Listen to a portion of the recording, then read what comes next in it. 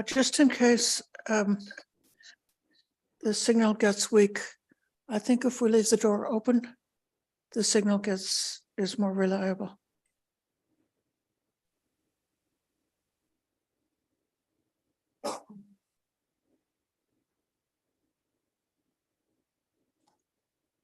It's been a very busy week here at Wat Budhanasorn. We've had, today there were 2 weddings and a memorial service for Brenda's mother, and a dance by the dance group. So the monks are kind of retiring this evening.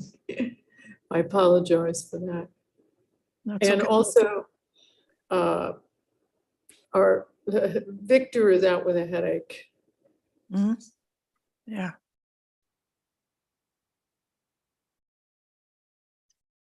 In any case, today is the 4th Tuesday of the month, so we're doing a combined program that's combining the Tuesday Dhamma program at the Wat Budhanasorn in Fremont, together with the Dhammadharini's Tuesday program. We do this twice a month. The program will be extended. It will be a 2-hour program ending at 9 o'clock, or approximately 2 hours from now. And we will begin with a simple puja chanting. For those who are here, you may know the puja by heart. It's slightly different than the one we have in our book, but I'm putting it on the screen for those who have a screen, or those who are at the Wat will be able to see it.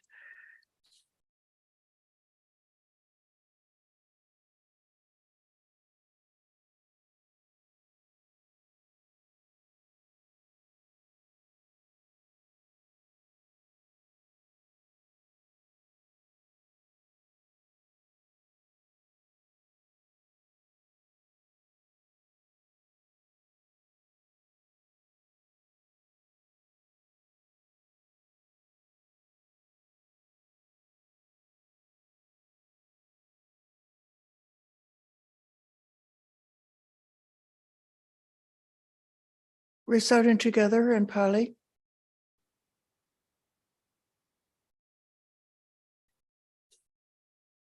Araham Samma Sambuddha Bhagava Buddhang Bhagavantang Abhivademi Svakato Bhagavata Dhammo Dhammang Namasami Supartipanno Bhagavato Savaka Sangho Sangham Namami.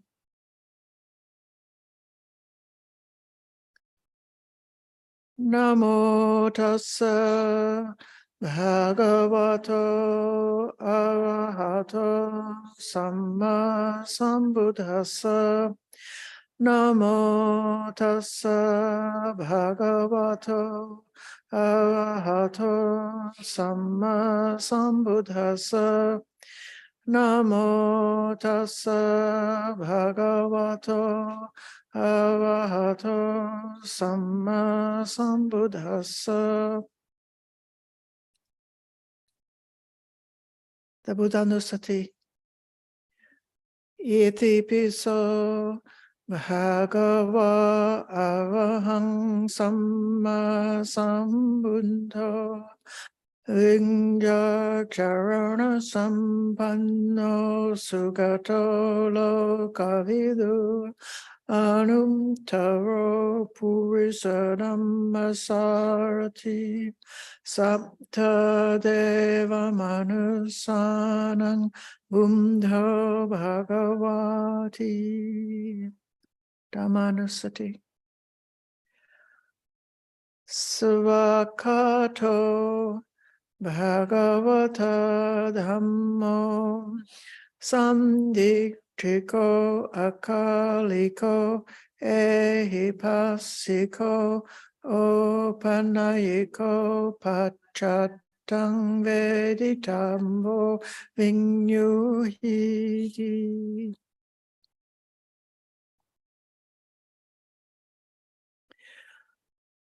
Supartipanno bhagavato savaka sangho. Ujupartipanno bhagavato savaka sangho. Nyayapartipanno bhagavato savaka sangho. Samikhipartipanno bhagavato savaka sangho. Yadidang chattari purisa yugani artha purisa pungala. Esa bhagavato savaka sangho. Ahuneyo pahuneyo dakyoneyo anjali karaniyo anumtarang punya ketang lokasati.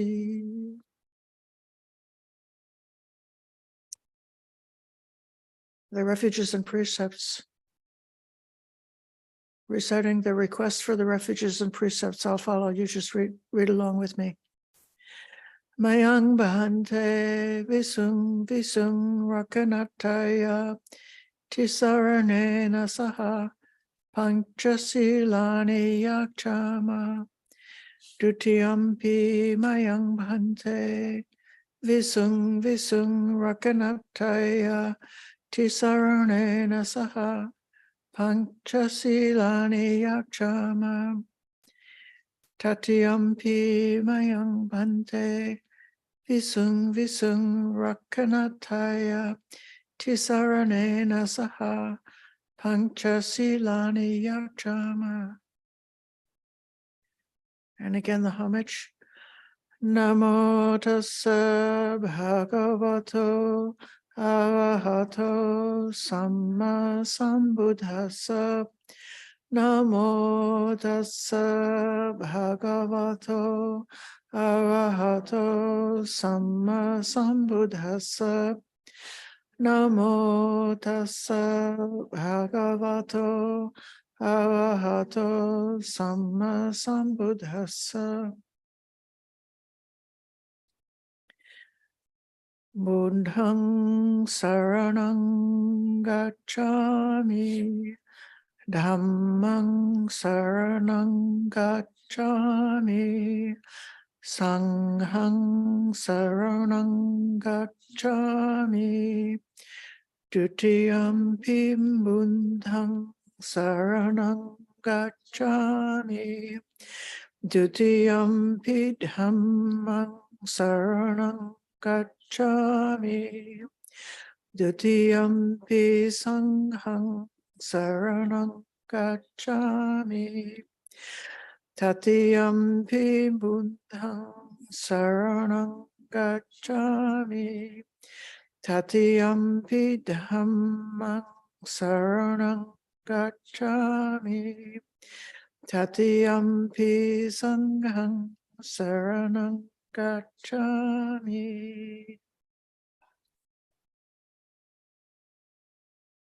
And the precepts.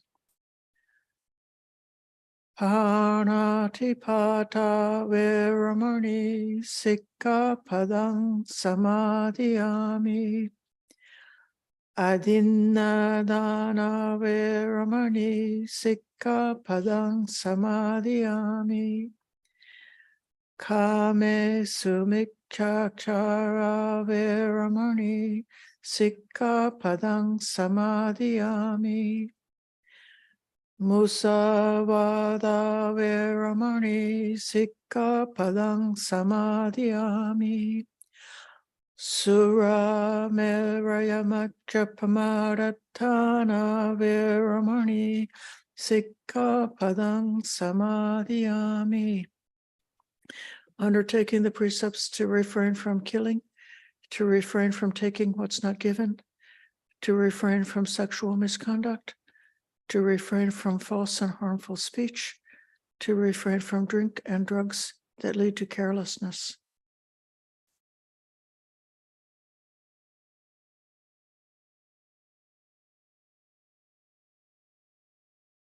Sabba papassa karanam kusala supasampada sachitta pariyodapanam etang buddhana sasanam. Refraining from doing evil, to do good, to purify the mind. This is the teaching of the Buddhas. Honoring the parents. Ananta guna sampanna janeti janaka ubho maihang mata pitunang va pade vandami sadarang etena sakchavajena sada soti bhavantu te. Homage to the parents who gave us life. By the power of speaking these truths, may happiness be mine. Honoring the teachers. Pacharacharya honti gunuttaranusasaka panya vundikarete te dinnovade namamiham etena satchavajena hotu me jaya mangalam. Sambe satta sukhita hontu. May all living beings be happy. Avira hontu. May all living beings be free from animosity. Ambya bhanja hontu. May all living beings be free from oppression. Anika hontu. May all living beings be free from trouble. Sukhiyatanang pariharantu. May all living beings look after themselves with ease.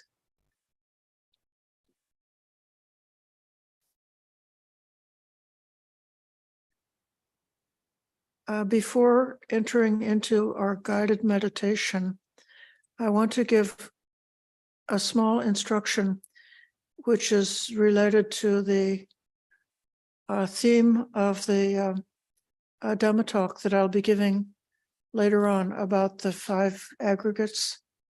The aggregates are this living body, the feeling, the pleasant, unpleasant, neutral feeling, the perceptions, the volitional formations, and consciousness.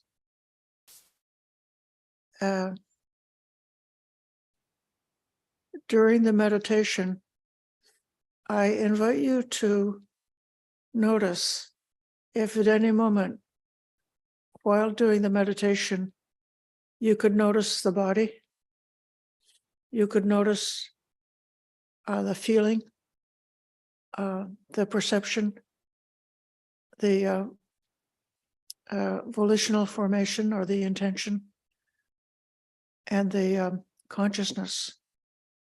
I'll give a guided meditation in loving kindness.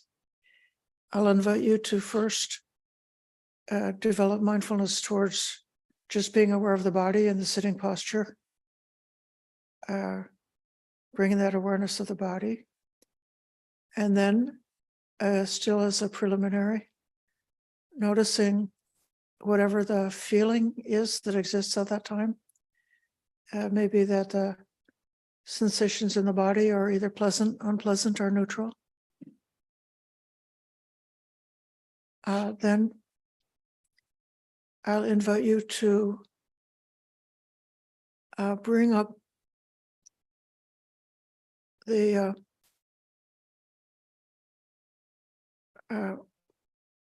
perception of an individual person, which might be yourself or another person. So you've got a perception in your mind. You've called an image of that person. They exist in your mind. Then bringing up the thought of loving kindness. That's an intention. That's a volitional formation. Intending for the happiness and true happiness and welfare of that person. And then there may be some kind of a synergy that goes on, that because of that intention, the feeling might change, a feeling of kindness might arise. The feeling of kindness might be noticeable someplace in the body, like maybe around the heart or around the face or somewhere in the body. You can notice a feeling connected to kindness. And then you have the perception that this is loving kindness meditation. It's like you know that you are doing loving kindness meditation. You are intending to continue doing loving kindness meditation. So the perception, the volition, and the feeling is circling around, and it may be experienced in the body. And then you may imagine that the feeling connected with kindness could spread in the body from where it seems to be noticeable. Imagine spreading and pervading. This is like spreading butter in the body. So imagine that feeling of kindness is getting spread throughout the body until the whole body is filled with the feeling of kindness, the feeling connected with kindness. The feeling could be pleasant, or for some people, it could be like a cool, neutral feeling. But there's some kind of like a shift in the feeling tone from when you're just sitting to when you start thinking about loving kindness. And then throughout this whole process, you might experience that the consciousness or the knowing faculty is aware of the body, aware of the phrase of loving kindness, aware of the intention, aware of the feeling, aware of the meditation, aware of the entire process. It can sometimes seem as if this witnessing consciousness is something that is very still. It's like the intention is a little active, it's doing something, it's wishing for the happiness. But the consciousness, that knowing faculty, is just like in a cave, is just seeing. They're not doing anything, just seeing. So there's, anyways, I don't want to fill you with suggestions about what it would be like. I simply invite you during the loving kindness meditation, if you notice any of the five aggregates are happening, to mark that clearly, and I will discuss it later on.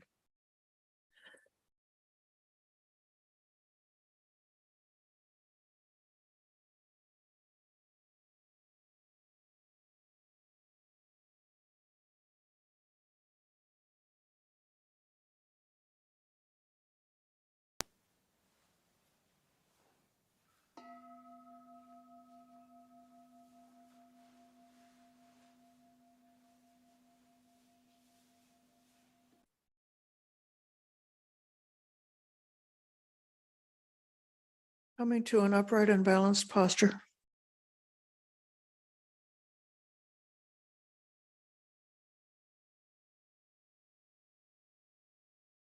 Aware of the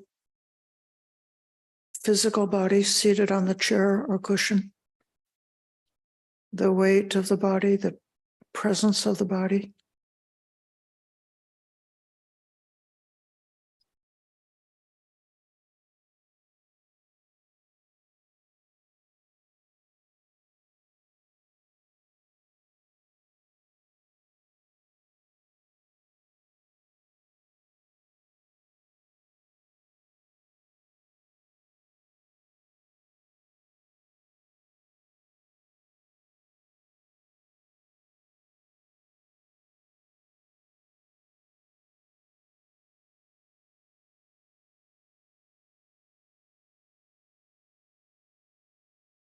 Keeping still and calm, just aware of what it's like.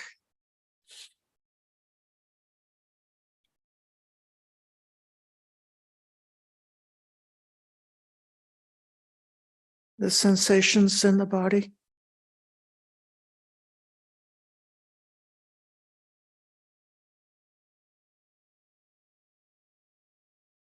The state of mind.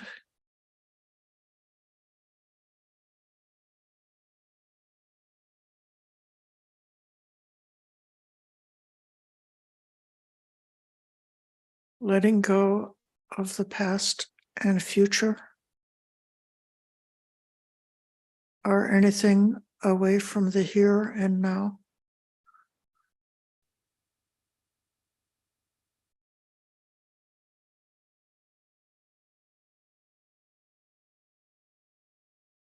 Developing an open awareness for this sensation or feeling or what arises to awareness when sitting perfectly still.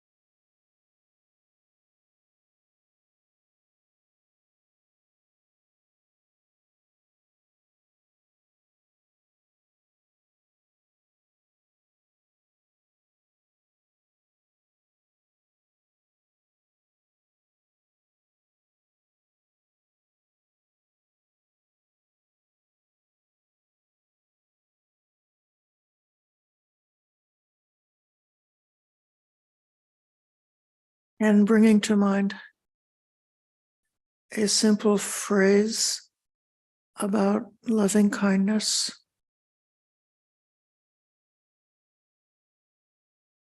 What means something to you? Not complicated.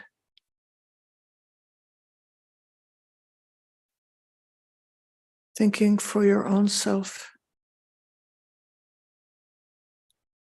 May I be happy. Or whatever phrase is good for you. The words of kindness.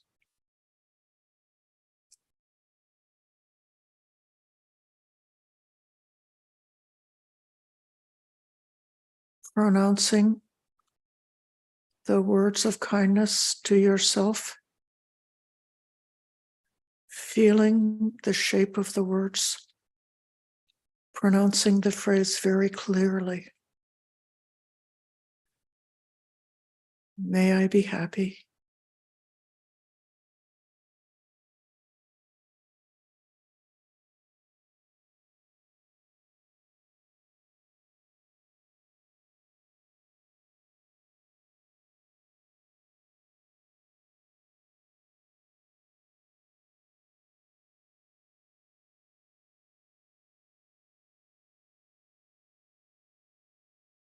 And repeating that phrase every few seconds, clearly in words.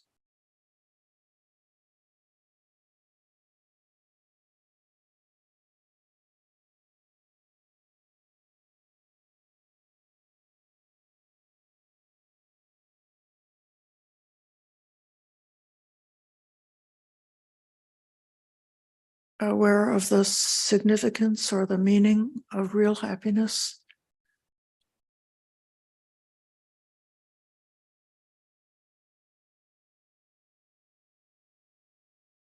Bringing that sincere wish or a sincere intention for one's true welfare and happiness, freedom from affliction.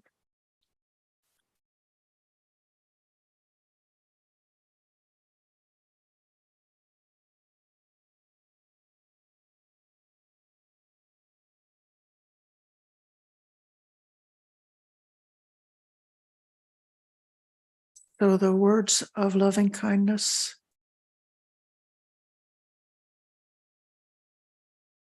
are connected to the thought of kindness or the intention of kindness.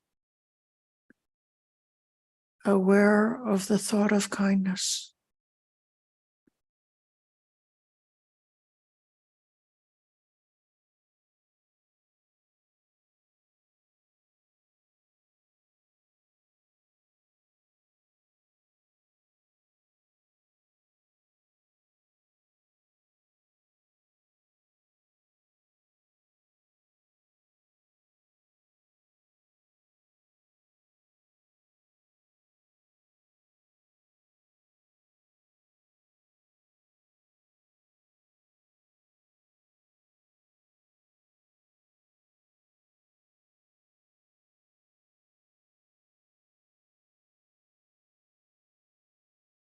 If you notice a shift in feeling,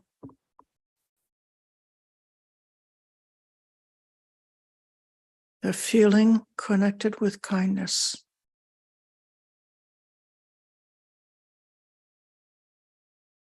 notice that feeling of kindness.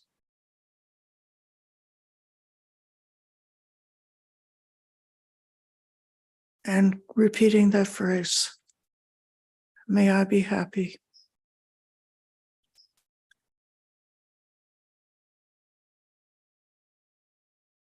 With that sincere thought of kindness, aware of how it feels.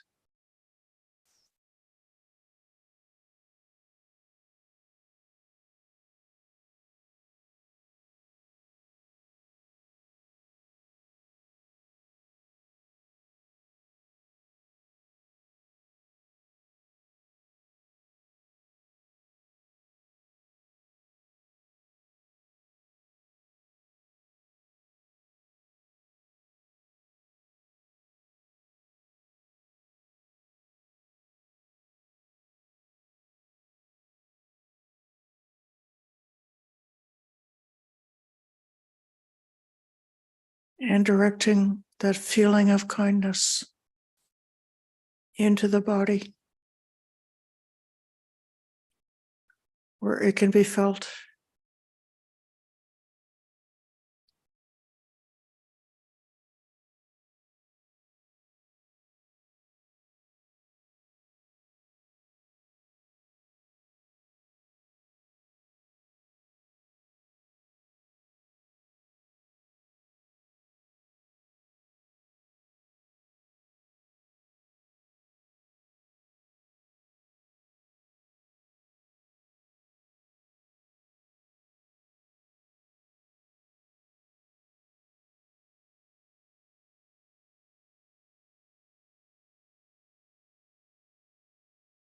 And where the feeling of kindness is clear,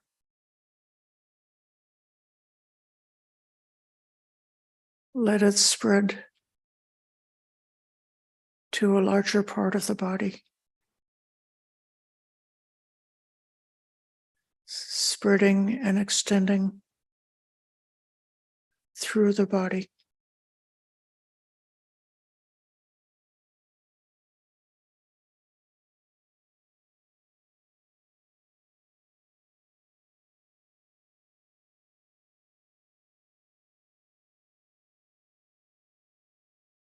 Imagine the whole body saturated with kindness.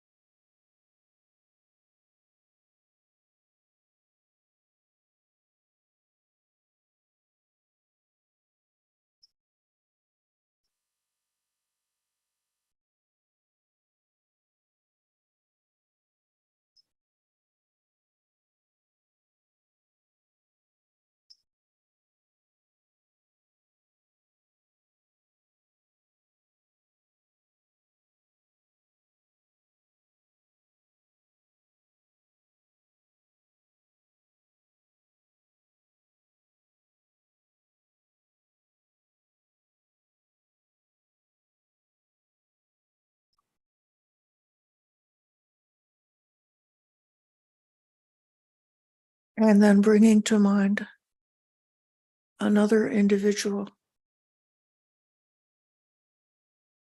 whoever comes to mind, an actual person.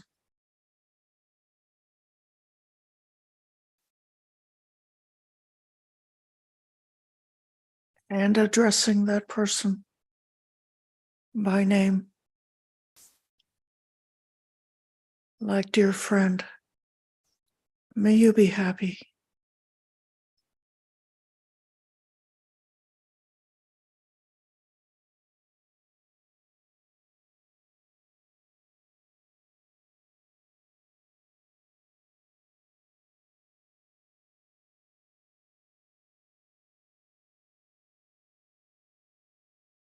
And aware of the significance of your friendly wish, your good intention for that person, making the thought of kindness very real and sincere, repeating the phrase of kindness and calling that person by name.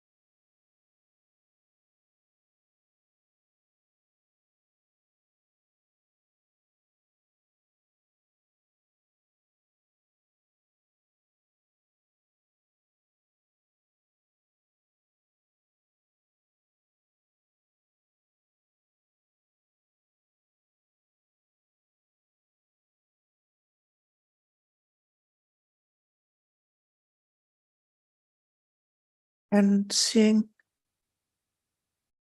if the feeling is the same or if it changed slightly when shifting from your own dear self to another person with that thought of kindness, whether the same or whether different, aware of the feeling of kindness for another.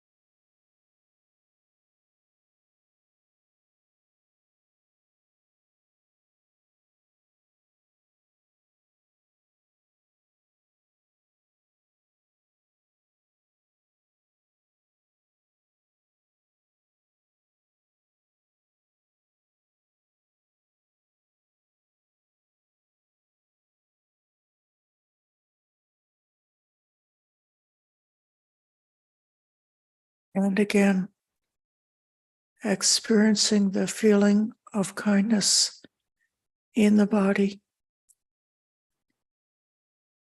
and letting the feeling of kindness spread and pervade and fill the entire body.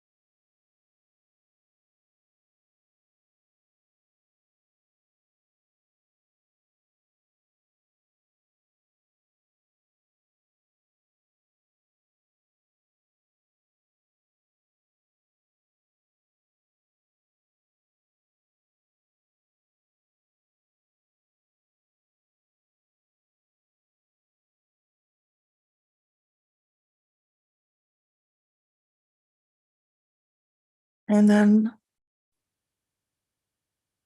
letting go of that one other person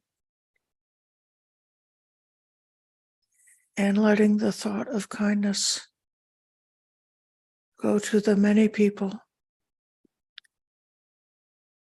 all the persons or beings or creatures that one may think of, those close, those far away, without excluding anyone, without any limit,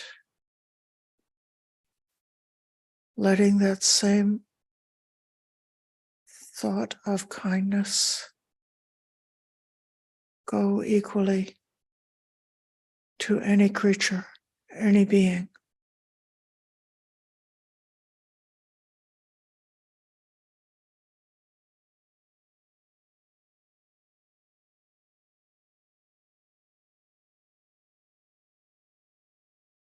And using the phrase of kindness, like, may everyone be happy.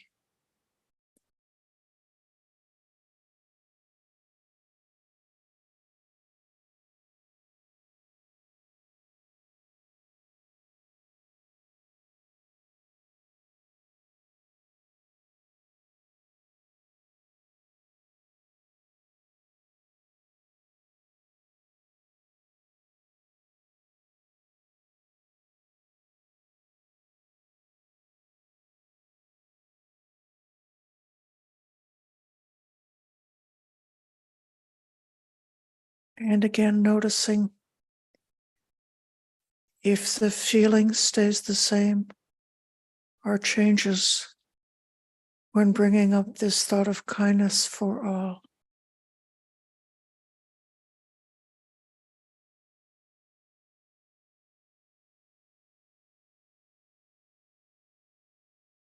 Aware of that feeling connected to kindness.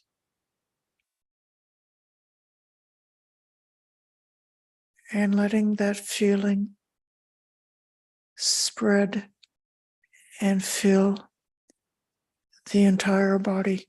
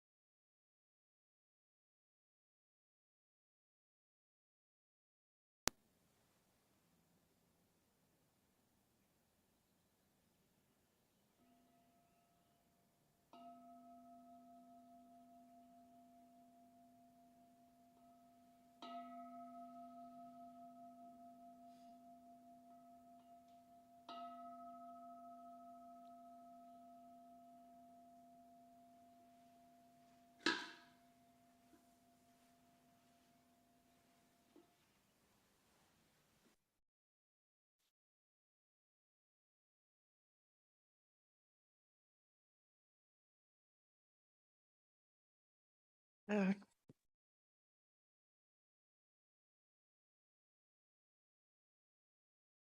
Namo tassa bhagavato arahato samma sambuddhassa. Namo tassa bhagavato arahato samma sambuddhassa. Namo tassa bhagavato arahato samma sambuddhassa. Buddham dhammang sanghang namassami. I want to speak tonight on a topic related to consciousness that came up because of a question that one of the students asked about last week. So I'm not wanting to go off into abstraction, instead trying to address a real confusion or that sometimes comes about this part of the Buddha's teaching. When I say consciousness, I'm referring to the Pali word vijnana, and I know that others have got different preferred translations for that word.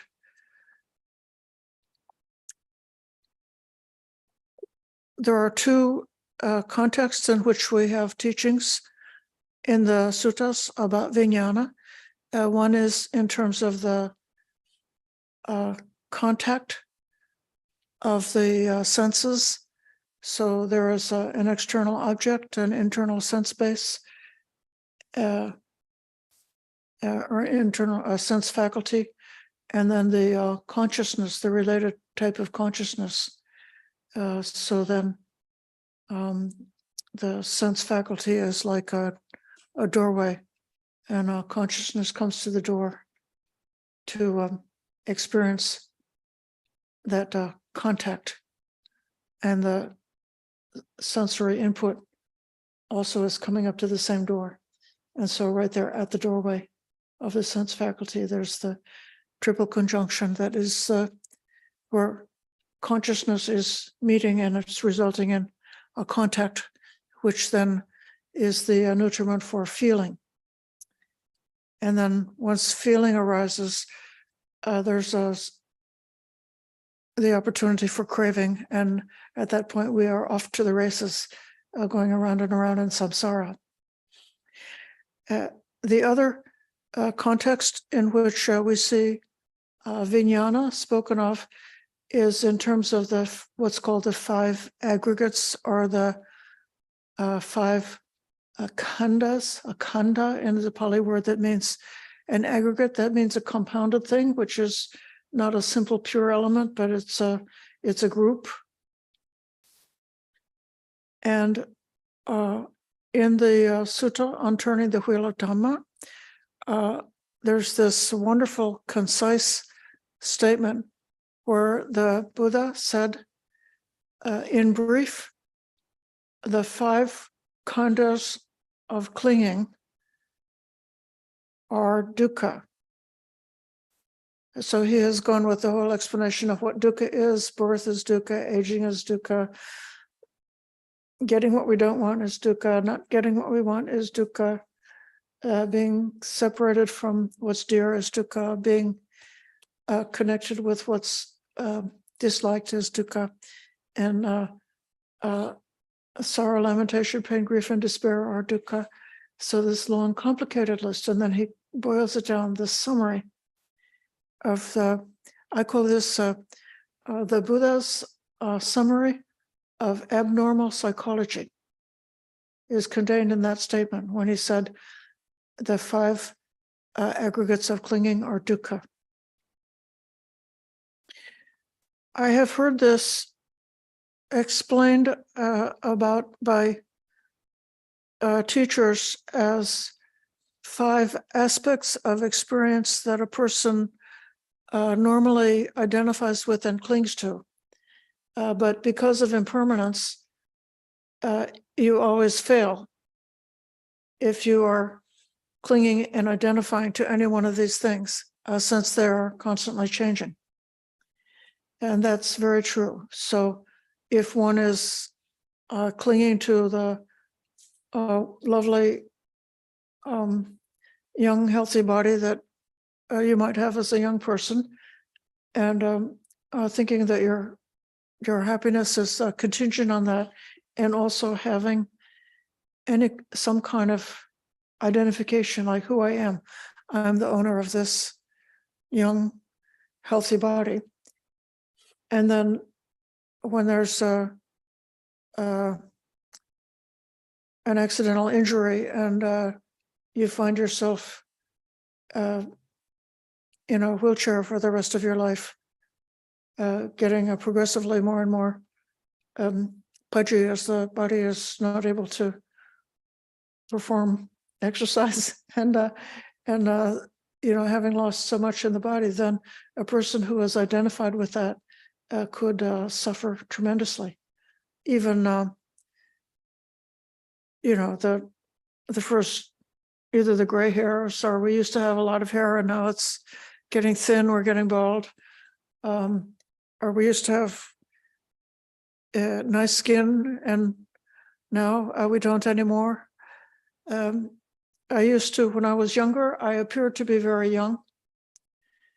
So when I was 30 years old, I looked like someone who was 20 years old.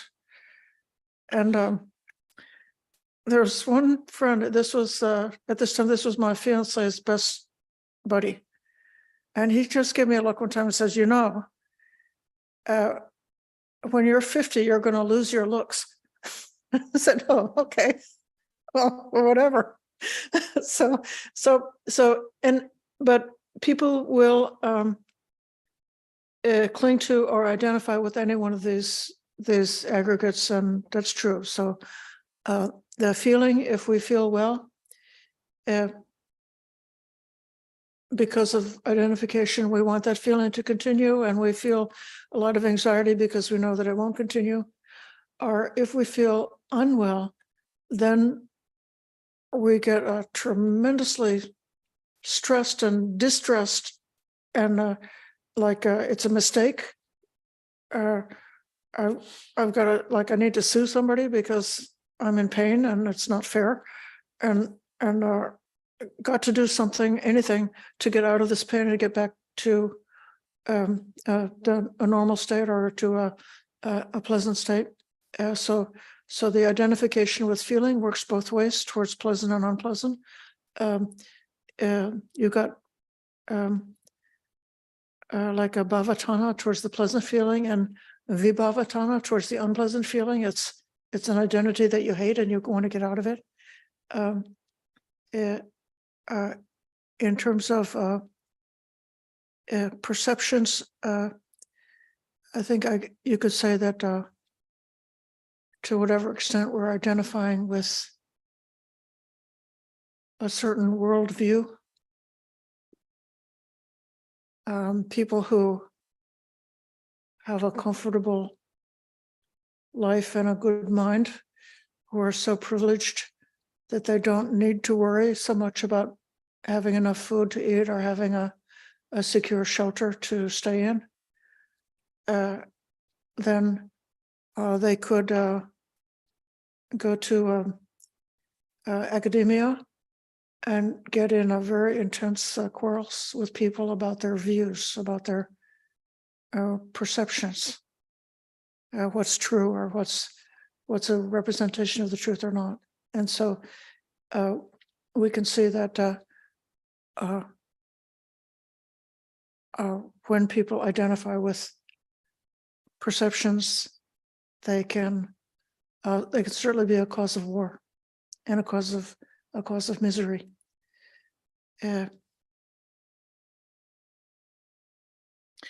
Then with the volitional formations, I guess with the intentions, the one that the kind of the stock example that I give about the danger of identifying and clinging to one's ambition or one's aspiration is that it can lead a person to neglect taking care of the present moment because they've placed so much hope into something that's out in the future.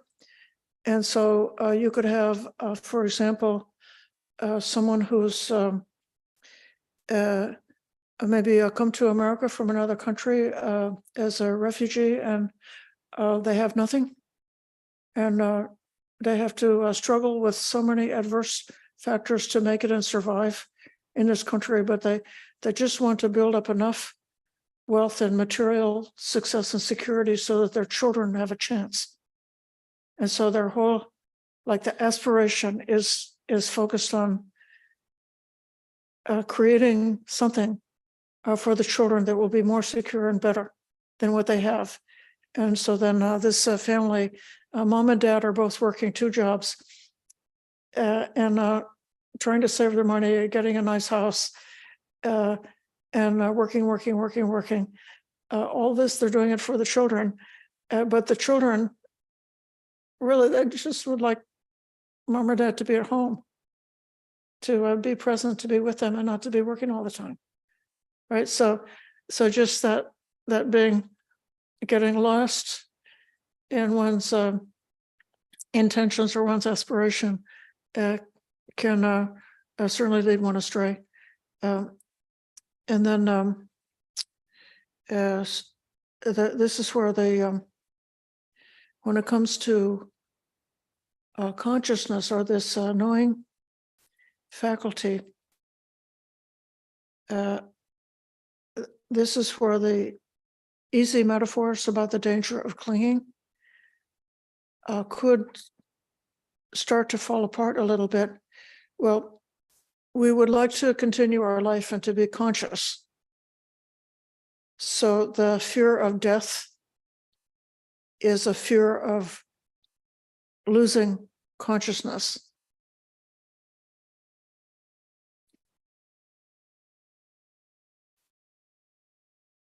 But even this doesn't, to me, quite seem to capture why the deluded identification and clinging associated with consciousness is actually the worst kind of suffering. And so I want to give you a little bit of a different way of looking at the 5 khandhas culminating in consciousness. Analio gives the metaphor of a fist.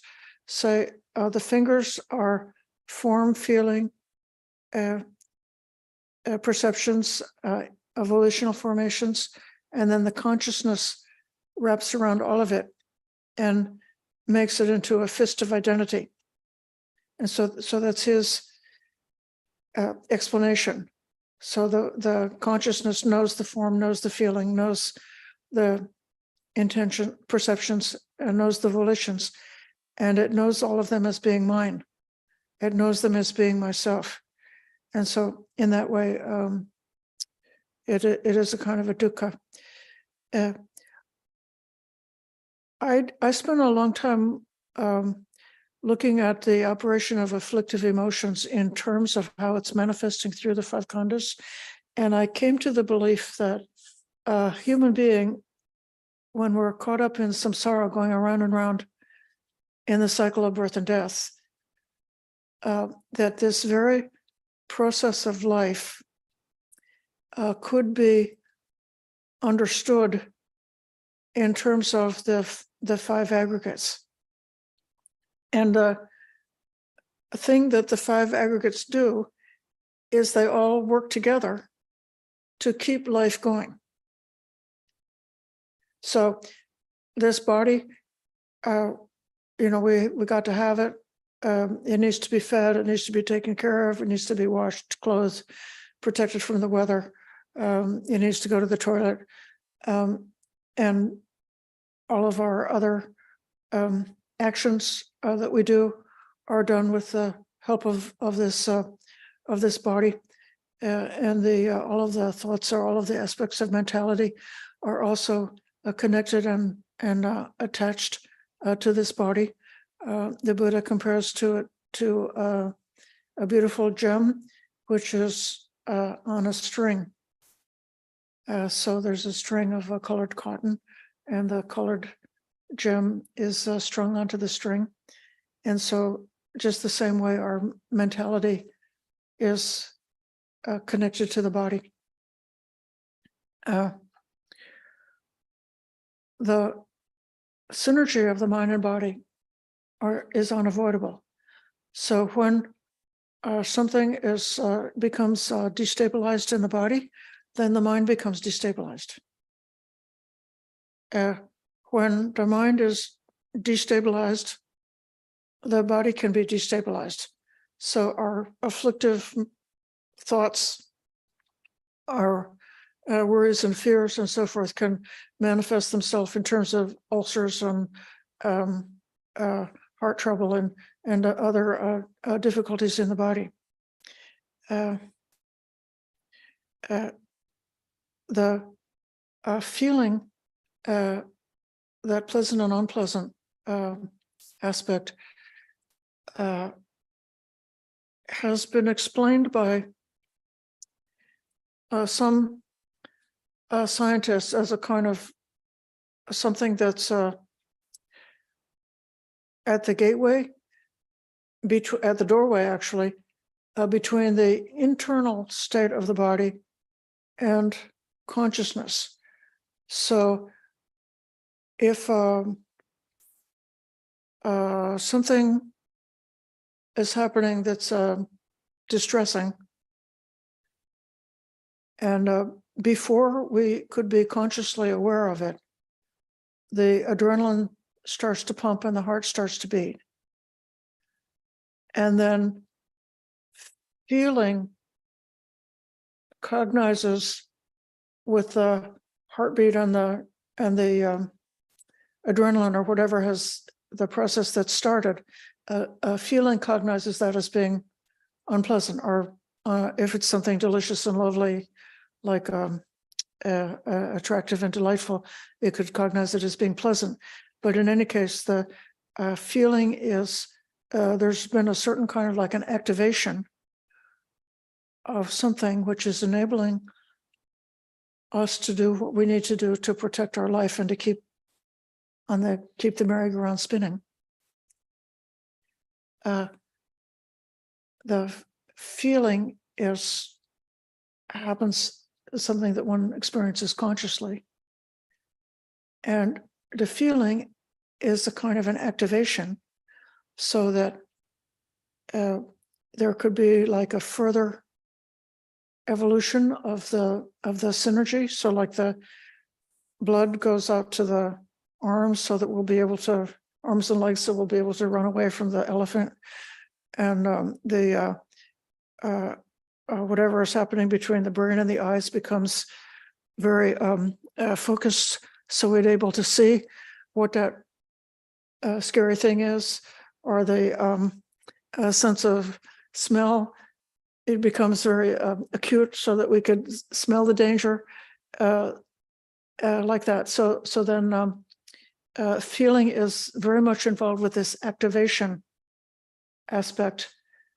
And shortly, just thereafter, perception comes rolling in a little bit slower than feeling, and enables us to cognize in a more accurate way. So something's happening, but I don't yet know what it is. And then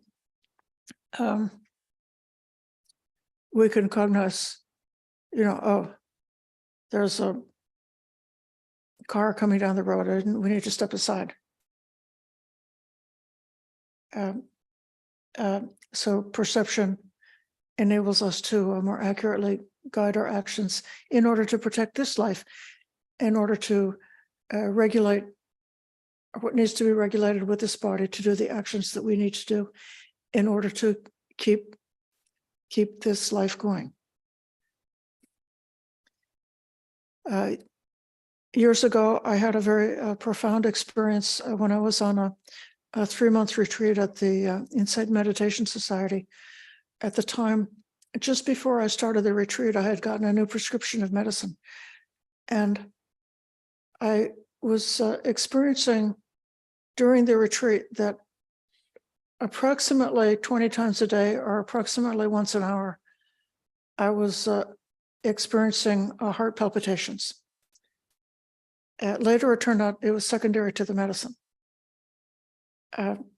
But in meditation, what would happen is, I would be sitting in meditation, and I didn't notice the heart palpitation first.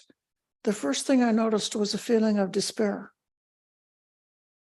And then came the perception, I'm never going to be successful at meditation.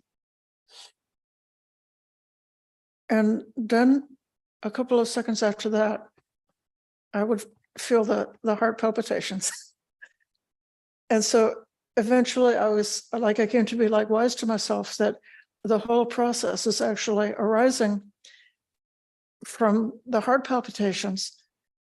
And the mind had just fabricated something that was completely fictional as a way of explaining why this feeling was happening. Another friend of mine had,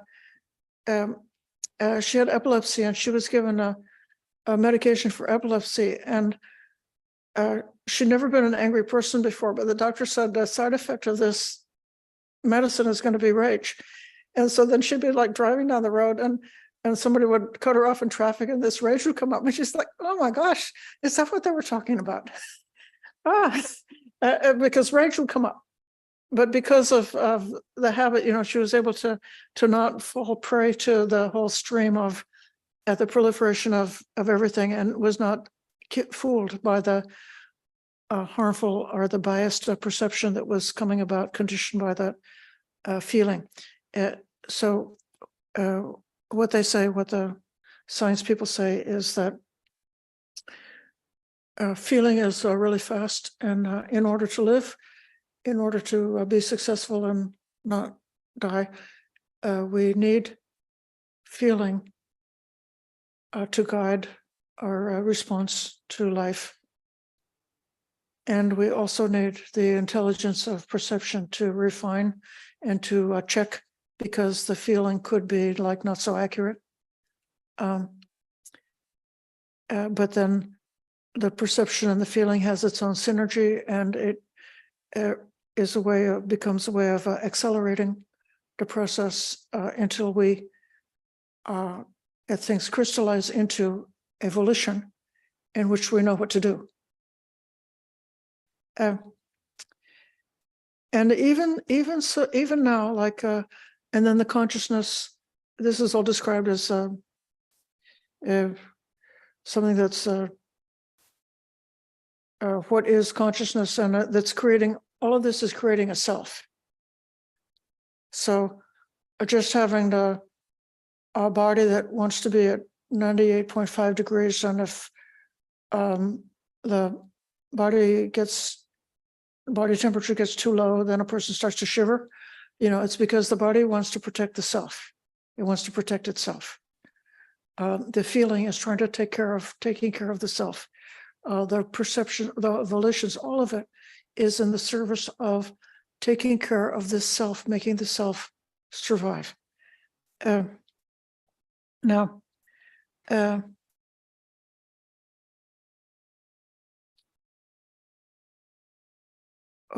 ordinary, what modern people call consciousness, has an aspect, two aspects that are kind of interesting. And this, they're referring to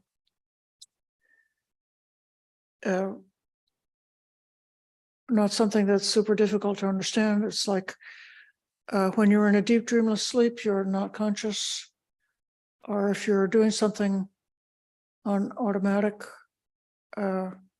you don't need to be conscious of every single thing you're doing. But when you are experiencing consciousness, that's when you know what's happening. So the knowing faculty is awake.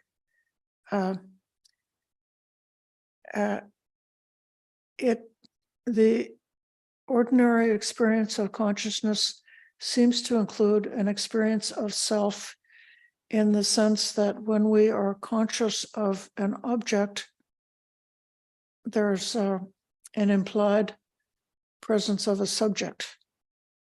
So the subject is aware of the object. Even if I'm becoming aware of my own body, I've made my body into the object, and something else within me is the subject, which is aware of the body.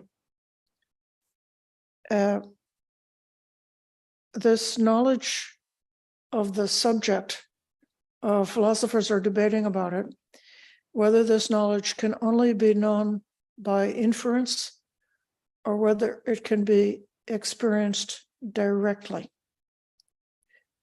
In any case, this subjectivity is said to be kind of ineffable. It's difficult to describe it in words. And it's philosophers who are examining from a philosophy perspective what's going on with mystical experiences. They say, actually, it's not that difficult to have a direct experience of that subjectivity or of the, what they're calling it witness consciousness. So it's something that arguably can be experienced as a consciousness apart from it, from its objects. And that's made into a very escalated spiritual experience. It's made into this spiritual self. Now, when the Buddha pointed out the consciousness in the sense of the sense consciousness, which is arising in a momentary way at the moment of contact with any connection with the five physical senses or with the sixth sense, which is the mind, he was completely pulling the rug out from this idea that there's a direct way of experiencing a pure consciousness apart from any object. And so in that way, the Buddha was deconstructing something that mystical meditators were mistaking for a super refined spiritual self. There are some other things that science sort of adds to our understanding of this. One is, when they look at, they get this by comparing what humans can report compared with what artificial intelligence is able to do. So there's a process that goes on in the brain that's called binding, where many different aspects like the color, shape, edge, contours of an object get bound together to create the experience of a three-dimensional object. So when I see that car coming down the road, or could be an elephant coming down the road, it could be like far away, and then it's getting closer, closer, closer, then it's right in front of me, then it's going off in the other direction. And now through this entire time, I can have the experience of that it's one thing, even though it's changing. If I look out the window here, I might be able to get a glimpse of our car, but now it's getting on towards the evening, and the color of the car is actually quite different than it was at 12 noon. But I can very easily recognize it as being the same car, even though the color has changed. So that is something that the brain does. It creates a stability in the conscious experience of things. And that same stability is inferred onto things, and it's inferred onto ourselves. And so that's sort of like a more, not a mystical way of saying why we think we have a self. So how consciousness or the brain operation of conscious experience creates stability. And that stability of that object is that delusion. And then there's another aspect of what consciousness does is creating the continuity over time, so that that person, like when I was a little baby, and which, if I could remember, okay, I can remember some things from when I was a kid. I can remember one of the first times I saw a television show, and somehow or other, it seems like I'm the same person as that little girl who saw a TV show way back, again, a long time ago. It was a small screen. We've gone backwards because now we have tablets and iPhones, and we've gone back to having our experiences on a small screen like they used to have in the olden days.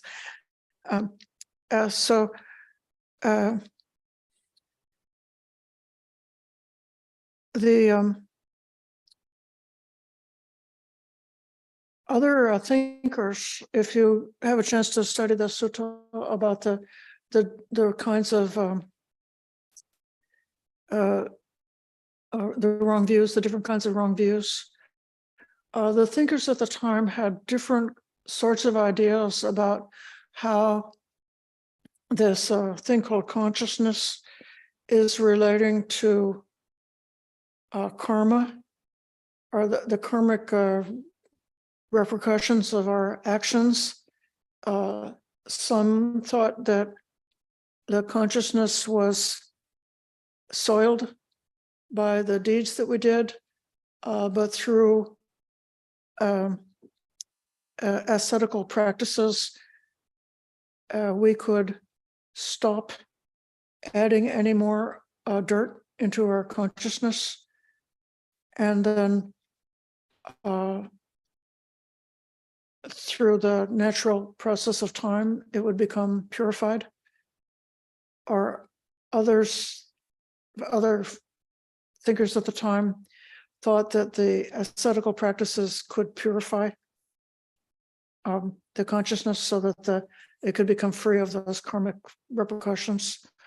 Or in the early Upanishads, there was an idea that there is a consciousness which is naturally completely apart and separated from karma, so that the consciousness is naturally pure and is not able to become soiled by any of the actions that we do, and so on. So many different thoughts about that. But these thoughts, instead of, I don't think it's right to just discount these thoughts as being the foolish speculations of intellectuals that were just making things up out of whole cloth.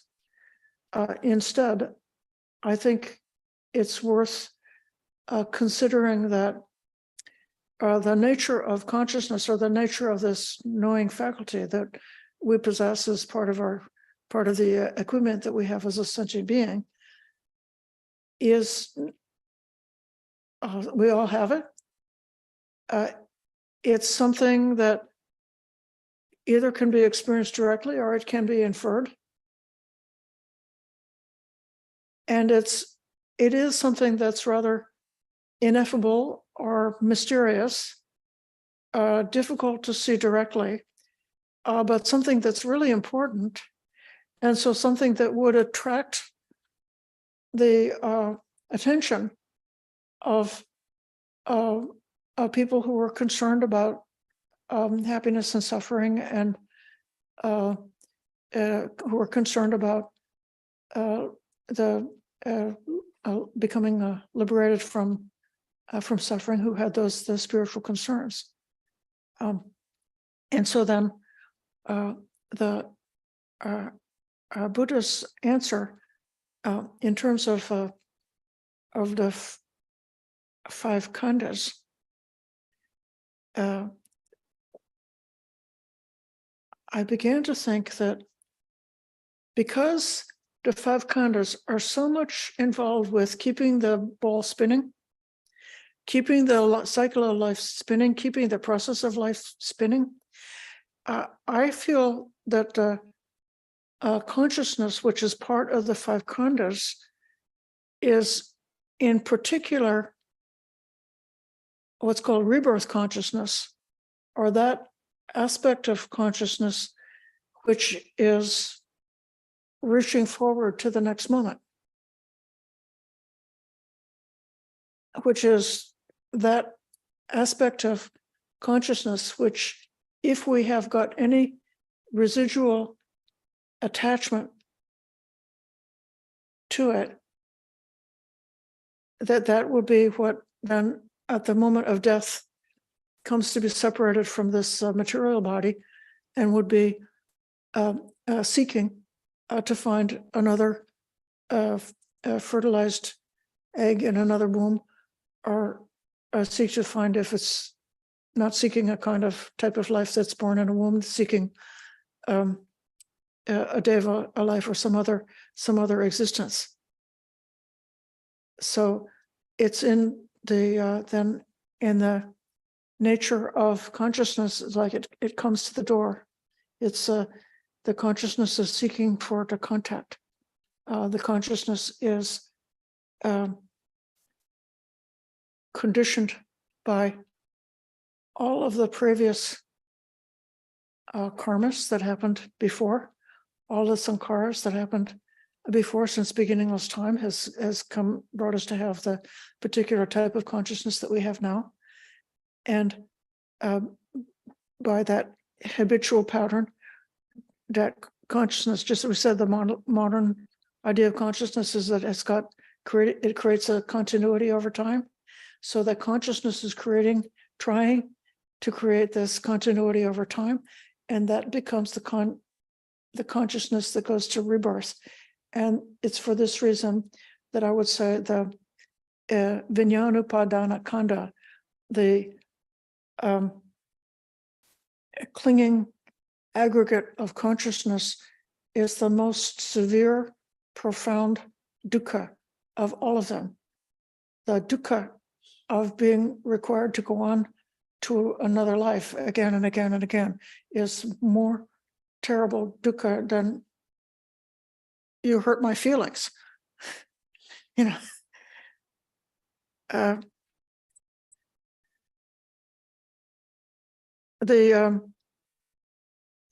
some of the refined and beautiful states that the Buddha described as like an unlimited pure citta.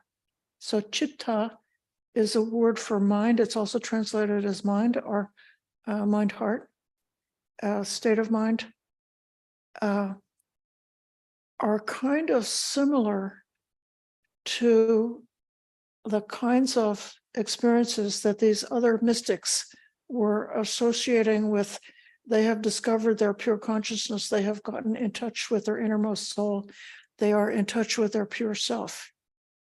So the Buddha is still offering us these elevated, pure, meditative experiences, which are beneficial. He's just not presenting them as the self. He's only presenting them as very pure, good, and beneficial states that we could have in meditation. So here in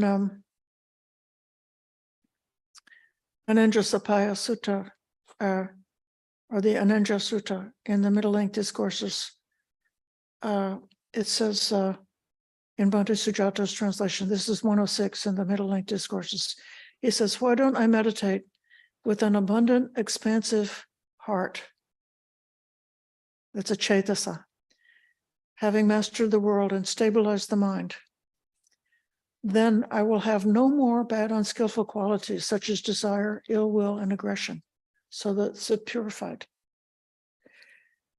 And by giving them up, the mind is no longer limited. It will become limitless and well developed. Practicing in this way, meditating on it, the mind becomes confident in this dimension. Being confident, they can obtain an imperturbable state. The imperturbable, this is called it's an imperturbable, well, Bhante Sujatsa translated, attain the imperturbable now or be freed by wisdom. And then when the body breaks up after death, that consciousness could be headed to be born in the imperturbable realm of existence, which is a very stable, peaceful, boundless kind of a rebirth. You could go there and stay there for a certain number of hundreds of thousands of aeons before you use up that karma and come back to another birth. Or else seeing that even this state is impermanent, unsatisfactory, and has the nature of dukkha. Standing on that insight, turn towards nibbana.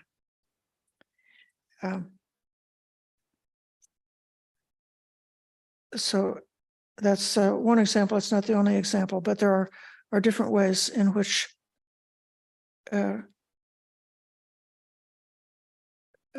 more the experiences that you find here and there that are sometimes described as the pure citta or the undefiled citta, the mind and heart, different kinds of like liberation of the mind that can be experienced in this life, which there are some states that are just liberated meditative states, and then some states that are epithets for awakening, but it doesn't have to do with a self. It's like the Buddha has allowed and acknowledged, yes, people can have these experiences. They can have the hint of something that's kind of ineffable. It's very difficult to put in words. But it can be experienced, it can be known. Just don't make it into a self. So I'd like to take next 15 or 20 minutes or see if there are questions about this. And for those of you who are familiar with the Advaita Vedanta tradition, then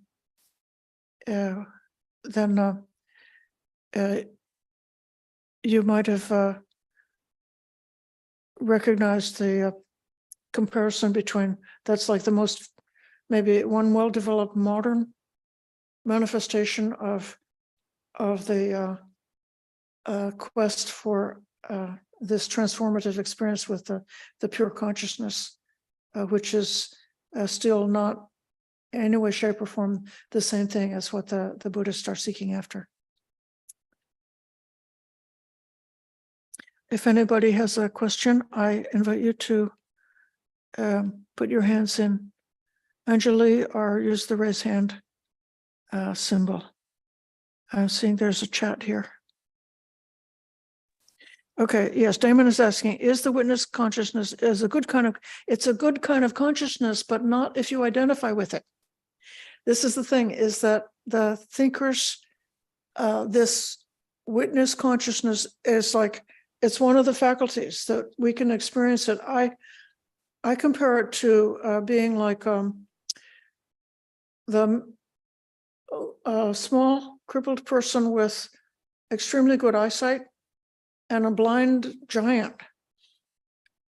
And so the blind giant can carry the other person with the good insight.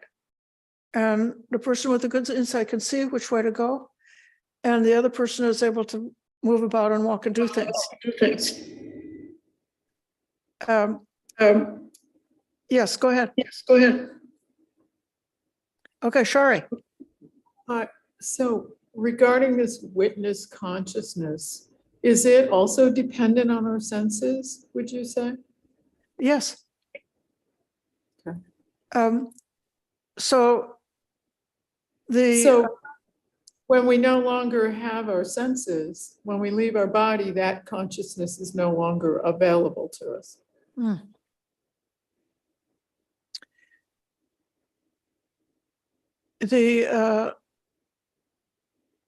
If that consciousness is turning towards the next body or towards jumping to the next life, just the same way as moment to moment, that witness consciousness is constantly going to the next moment, going to meet the next moment. And so when this life comes to be end, it goes, if there's still attachment there, it goes to meet the next moment. So if you are a Sammasambuddha who has done the work that has to be done, for whom, or if you're a Buddha and or an Arahant, and the work is done, there's no more coming to birth in this world, then there would not be, that witness consciousness would be finished when you lay down the body. If you're not an Arahant, then it's going to go on to the next existence. And it will be the witness consciousness for the next state. So I've heard I wasn't really sure if that was the witness consciousness or not that you were referring to, but I've heard consciousness as being compared to the light that travels through the vacuum in space, and you don't actually see that light unless it comes into contact with a physical object. Mhm. I just wondered if you had any thoughts about that concept of consciousness. That would be a metaphor that would be supporting the idea that consciousness is not experienced directly, but is inferred. So that consciousness itself is not something that's to be experienced, but when it arises at the moment of contact with an object, then it can be experienced. But like when it enters the senses, then it is experienced. yes, but that inference of a consciousness which is existing in the meantime I would say it's controversial whether it's real or not, because it can lead to establishing a concept of a self, which is existing apart from any experiences. And that's what the Buddha is trying to encourage us to actually have the starting point with what we are able to experience, something that is not able to be known from experience. We should be very, I'll say cautious. I mean, the Buddha did use inference and other kinds of logic, but he strongly encouraged connection with our actual experiences. So the things that the Buddha taught, everything the Buddha taught, it's like even a simple person with no higher education is still able to understand what the Buddha is teaching. You know, when he says, not getting what you want is dukkha, even a child can understand that. And so I don't think the idea that the consciousness exists while it's traveling through space and invisible and unknown, not impossible to be known, and then when it hits the object, then it's able to be known. I don't think that's not a Buddhist idea. That it's something that could be inferred, but that's not the Buddhist idea.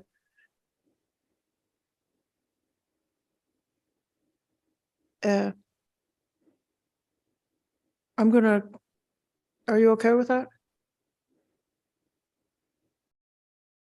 Well, I'm not exactly sure I understand how it's different from what you described as consciousness leaping to another body. It seems kind of similar in a way. But you're saying that there is no consciousness that is not tied to a physical thing? Consciousness arises moment to moment, depending on that. The consciousness it's arising moment to moment, depending on conditions. Mhm. It is sometimes said to be dependent on the name and form, which is the individuality, like a mind and body. So if there's not a mind and body, there's not consciousness. So when the consciousness ceases, the living mind and body would cease. So that individual would be finished. When the living mind and body cease, the consciousness ceases. But in terms of the idea of rebirth, or the idea of rebirth consciousness, that's a commentarial construction. The Buddha did not say that there is this consciousness that runs on from life to life, that it's like an object or a real thing, but instead he compares it to, like lighting a candle. The flame goes from the candle to the flame. So just the same way, there's like the consciousness I had when the first time I saw the TV as a little girl, and now I can look at another TV and see you. And the mind fabricates this continuity that it's the same person, the same individual who's having, remembering that experience and having this experience. But the experiences are continuously, the consciousness is arising from moment to moment, depending on conditions. It's just seems to be having a continuity. But can you share a sutta where that might be explained in those terms? Do you know of one? Maybe Richard will give us a citation when it comes to his turn to speak, and I may come back to you about that in a few seconds. Okay. I'm aware of the time, and I'm getting comments. I have two hands up and some more comments. I'm going to listen to Ren, and then I'm going to take Damon's comment in the chat, and then I'll take Richard's comment, and then I'm going to come back again to see if you still have a question about that, and I will also try to find the sutta that gives that. The Alagadupama Sutta is the one, the simile of the snake, is the one in which is one of them. I don't know if that's the best example. Yeah, there was one that we had read, which was Majjhima Nikaya 121, which is the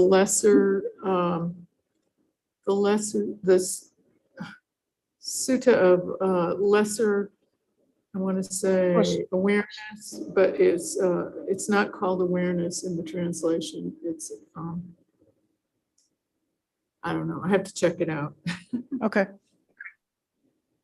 Let me turn to Ren and see what you have for us. Thank you, Ayaan. This is so good. I'm trying to follow something. I'm piecing, so I'm going to repeat what I heard you said. Mm-hmm. Something about the consciousness and that binding concept, where there's a volition of the consciousness that it's like the thumb that interact with different senses. However, it creates volition that's clinging to the next life, and that is the biggest dukkha. I, like many people, deeply feel that dukkha most of my life. So what I want to see if I can understand is that what you said next was that when Buddha introduced the concept of mind, which is the sixth sense, that kind of blow the grandiose interpretation of mystical experience out of the water. I mean, blow it away basically, because and then in that mystical experience is the direct experience of consciousness, I think, right? So what I don't understand is, how does the introduction of the mind dispel this that grandiose ideas of what mystic experience is? And does that mean that if I understand that mind, what mind is, that would basically explain away the dukkha of having this volition of consciousness from life to life? Yeah. So the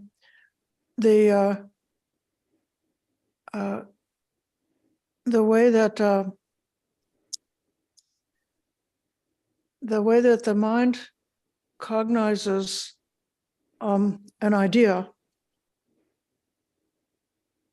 is given by analogy to be similar to the way that the eye faculty cognizes a visible object.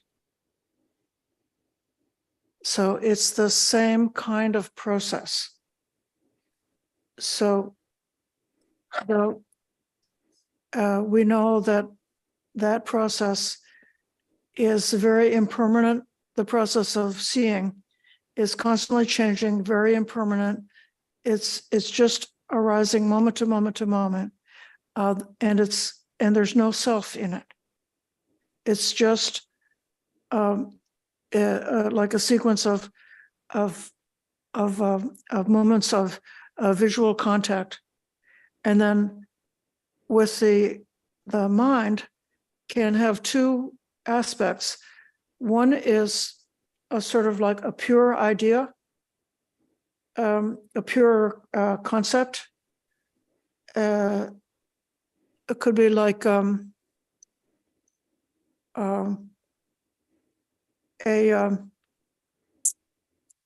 cardinal number, the kind of number that doesn't have a square root, like 7. Okay, so that's a concept. And people who love numbers could enjoy contemplating those kinds of numbers.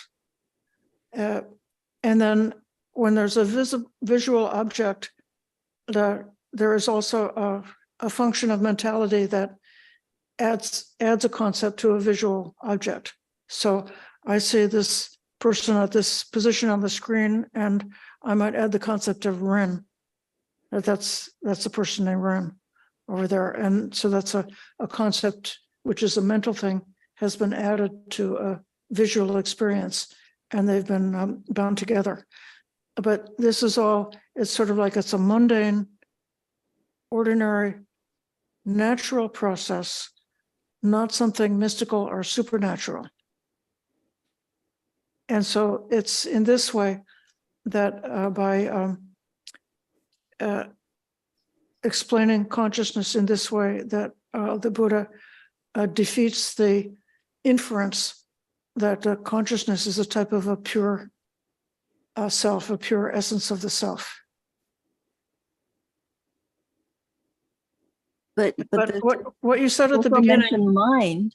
Yeah. yes, what you said at the beginning about the way there's this binding of objects, the continuity in the time, or the stability over time, and the like running forward in the process of life, which then turns into the running forward towards the next life.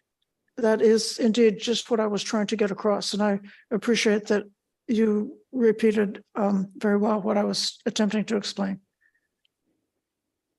I think it seems to me consciousness and mind seem to be kind of interlinked in that way, because mind connected to the four senses, four aggregates as well, the five aggregates. There's many different parts of mentality. Mind, what we could call mind, is like a committee. So like volition is a function of the mind. Feeling is a function of the mind. A perception is a function of the mind. And cognizing or knowing is a function of the mind. So when the Buddha, there's three different words that are used in different contexts that are all translated as mind. That causes some confusing, but vijnana is the knowing faculty, which is most often translated as consciousness, and chitta, which is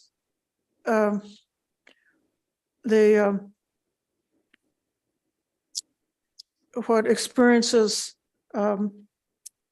it's an integrating kind of experience that experiences the subjectivity. It's like the heart mind together, and the states of mind, like it's more.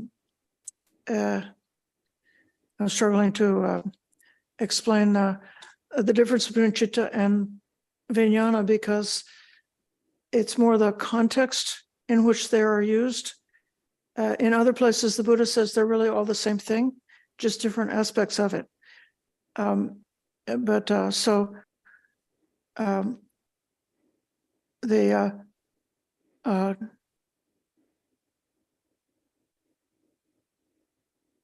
Think of consciousness as being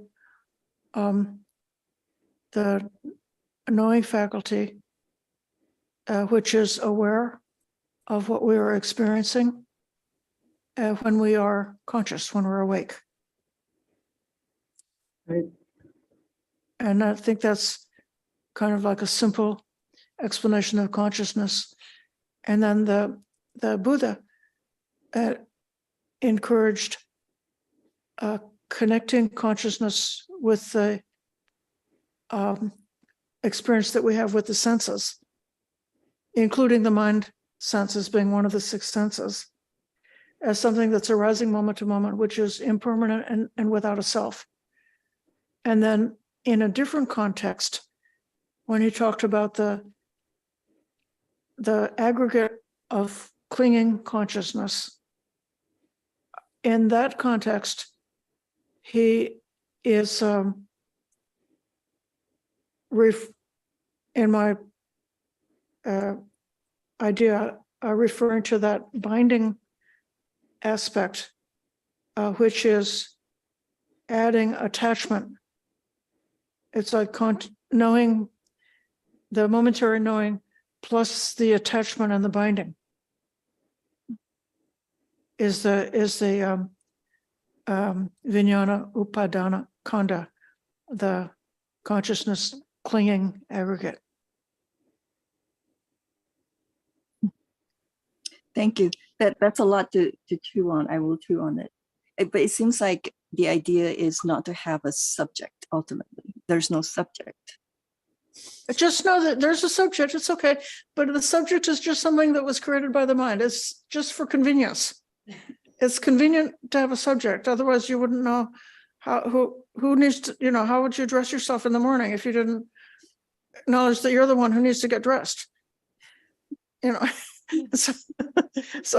So like that, but don't make a self out of it. It's an aspect of our process that this brain throws up this experience that we call the subject. I want to read off a couple of comments if I can. Damon very usefully referred to Ajahn Chah. Is referring to the consciousness as the one who knows. He says, become witness to all, the person with perspective, the one who knows. I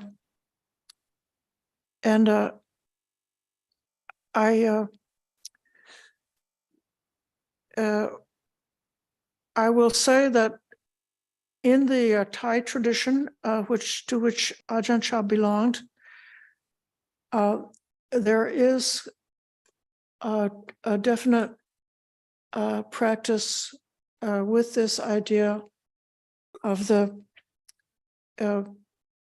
coming toward approaching this experience of a pure, undefiled citta, the state of mind which is not attached, not bound up, and definitely has become separated from all of the hindrances and defilements. And so then that doing practices that are designed towards towards that experience is a very good guideline for, you know, the kind of meditation that we're striving for in order to experience detachment and also to experience purity. In other words, the purification from defilements and hindrances and negative toxic things preoccupying the mind or being strong tendencies of the mind, but getting by just focusing on just the knowing aspect, which is like that little person with good eyesight who doesn't do anything. It is kind of, they're not, they're karmically, that image of a consciousness is very karmically pure because it doesn't do anything except to know. It doesn't have desire, hatred, or any kind of like intention towards objects except to know them. And then eventually then the objects can be dropped away. And then it just knows the sort of like a pure knowing or the pure consciousness. And so that is something that's developed in the contemporary times in the Thai tradition as a very clear kind of instruction. I'm going to come to Richard.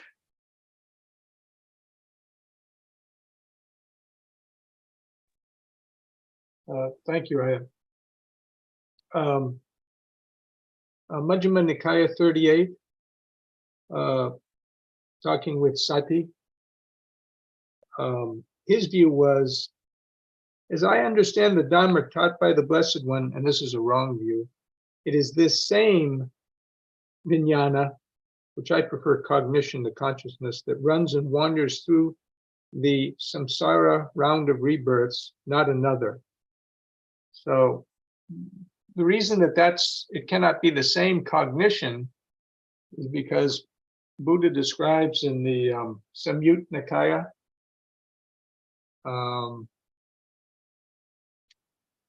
that the 5 khandhas, the first 4 are like different kinds of fields. Just like different fields, you can grow different things well. Like one field you can grow melons well, another field you can grow rice well, another field you can grow wheat well, like that. You know, different types of plants grow better in certain types of soils and areas and things like that. So he describes the first 4 khandhas like this, and then cognition, right, vijnana, is the plants, the different kind of plant that grows there and sprouts in that area, and that it's that cognition and that field, it's by desire. It's wetted by desire. That's like the water, the rains that come down to wet it. Okay, and there's several suttas where that's described in the Samyutta Nikaya. It's like in the chapter 22, the third division. I'm sorry, the second division, the second 50. If you want to look it up, it starts right in there from the first couple of suttas. So many people don't know this, but there's another word which is translated as consciousness, which is satta, S-A-T-A. And Sata is related to sati, remembering, S-A-T-I. And those words are connected to Sata, two T's, being, okay? And these things are kind of like not looked at very much from what I can see. It's clear in the suttas, but for some reason in the doctrine as it's developed over time and the commentaries and everything, it's not looked at. So the highest chitta state of mind is Cheto Vimukti. Cheto is actually mind. Chitta is state of mind. Mana is conceit. And the original meaning of the word conceit, when the scholars first started translating Pali back in the middle of the 18th century or late, well, actually it would be 19th century, 1800s, back in the late 1800s, the word conceit, this was before modern psychology, simply meant imagination. So it's by imagination, and the imagination is this I am, right? This is myself, this is mine. Those are the three things. So you're falsely identifying with the five khandhas as the self. But it doesn't mean that there's no self, because if you look in the Brahmajala Sutta on annihilationism, there's 7 types of annihilationist views, and they get subtler and subtler until they get to neither perception or non-perception. And the annihilationist says, you get to neither perception or non-perception, and it's from there that the self becomes annihilated. But Buddha discovered on the night of his enlightenment a stage beyond that, which was unknown, okay? And he never describes that as annihilationism, and Buddha says he's wrongly accused of being an annihilationist. So these are very, very subtle things, and it's very hard for me to just in a couple of seconds, explain this to you. But I would say everyone, if you really want to understand this, you've really got to study the sutras in depth, and not just the English translations. There's many tools that help you. You can look at the Pali words yourself. You look in the Pali dictionary. You don't have to become a scholar. I'm not a Pali scholar. I can't read Pali off the top of my head or anything like that. But you can look at these things and you can see that, some things have been misunderstood with time, just as Buddha said. Over time, things are going to start to get misunderstood. And anyway, that's my view. Everyone else can think that they understand correctly or not. It doesn't matter to me. But there's nothing about annihilationism in Buddhism. That's even the idea of vibhava and vibhava, becoming and complete becoming, which is used in the section of annihilation, doesn't mean that there's no being or whatever. It means this is a final state. Like Buddha says, these are the 2 things that people are most concerned with. Well, there are very few annihilationists in the world. It's becoming maybe a little more prominent in Western society nowadays to be an atheist or something, but there really isn't. If you look at the main religion of the West, Judeo-Christian, they have an idea of a vibhava. Vibhava means a final becoming. Either you go to heaven forever or you go to hell forever. But there's no transmigration like you might think of a rebirth, like the Buddhists have or the Hindus have. Okay, so even among the Buddhists and the Hindus, Buddha talks about there are people who think that the heaven is the final result. That's the vibhava, or the next level is a vibhava. The next level is a vibhava. You know what I mean? It's like either you're going to just keep becoming over and over again, or there's some place that's a final becoming, and that's one of the things Buddha realized in the night of his enlightenment. There's no eternal abode. No matter where you go throughout any of the, whatever you want to call it, subtleties of the universe, it's all temporary, and you're going to have to leave there at some point in time. So, anyways, that's my view. It might be helpful to some people, or it may completely distract you and send you in the wrong direction. Who knows? Anyways, that's my point. Thank you for listening. Bye. I just Thank you wanted very to much. thank you for referring us to Majjhima Nikaya 38. Yeah. It looks like a pretty pretty extensive description of consciousness. Yeah. So thank you. I haven't read the whole thing, but now I will. What I hope to add to the discussion is that it's both what we identify with, or what we imagine or think to be the self, and also the process of life, the continuous activity of the way that the equipment that we have, the body-mind equipment that we have, that includes all the 5 khandhas together, are naturally in motion, creating more life, more existence. And in that way, that's the suffering of the round. So then consciousness is part of that. It's part of the machine that, until we gain wisdom, it's part of the machine that keeps us spinning. But when we disengage the wrong view from that and no longer are holding on to the idea that it's a self, then there's a way of stepping aside. And even if the machine is able to keep spinning, but in a certain kind of way, or with our witness consciousness, we are standing aside from that and saying, well, it's just a process. And while I have this life, until the end of this life, it's going to be continuing to go on like this. But if we have if we're finished with making an acquisition out of it, making any ownership out of it, then we're coming towards the possibility of putting the burden down, truly putting the burden down at the end. Patipada has written a couple of comments in the note. She wrote, the thinking mind creates storylines based on memories. Yes, we cling and are attached to memory. If we can release the attachment, then our experience in each moment can be original in each moment. Yes, we can see that no person does anything to us and no experience is personal. Consciousness can be experienced in the moment as new and original. This is my understanding. Yes, that's okay. It's very true. So how we cognize is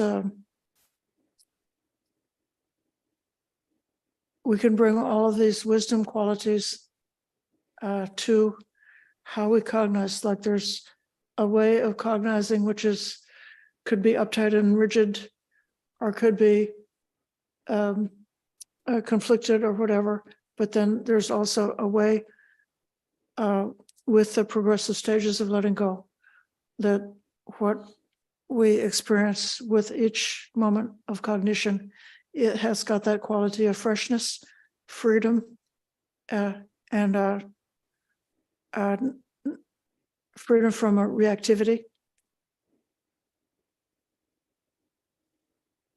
and a certain kind of beauty.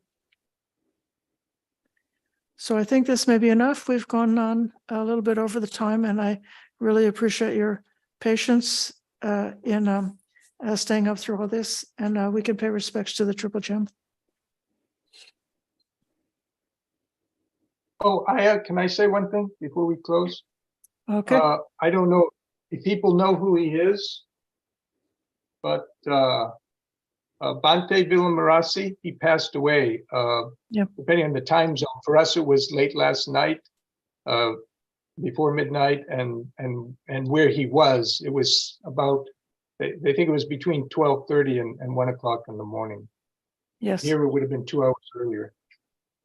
He was a really great teacher and meditation master, and he really, used the Brahma Viharas and everything to help people develop their meditation. Anyways, I meant to say that earlier, but I forgot. Sorry. Okay, thank you.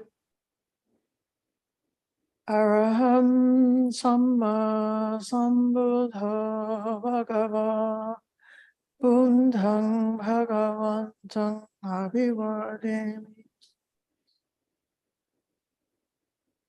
Savakato Bhagavata Dhammo Dhammang Namasami Supatipanno Bhagavato Savaka Sangho Sangham Namami.